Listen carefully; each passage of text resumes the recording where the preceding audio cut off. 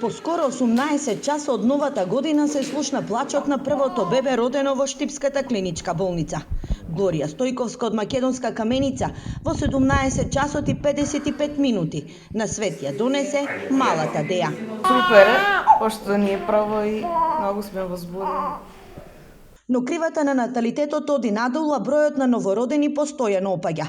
Според податоците на Државниот завод за статистика, во третото тримесечие од минатата година, бројот на живородените се 4453 деца, во споредба со 2022, кога бројот е намален за 9,8%. Негативен тренд бележи и Штипската болница, ако пред неколку години се раѓаа над 1000 бебиња, сега нивниот број е десеткуван.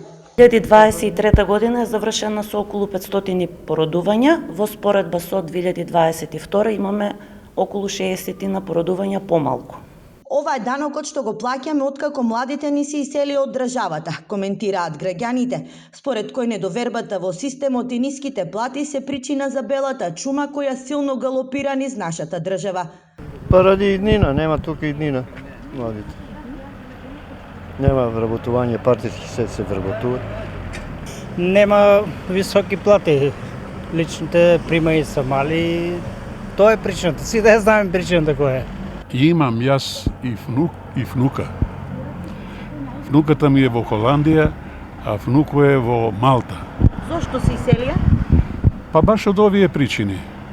Се иселија и правам разговор со нив, дали имат намера да се вратат тука после известно време. Вика, ваквата ситуација додека трае немаме намера. Демографскиот аларм е неизразен во помалите општини, а доказ за тоа што во Зрновци, дури лани во октомври се роди првото бебе. Според податоците меѓу двата пописи, бројот на средношколци во Македонија е намален за 24.000 ученици.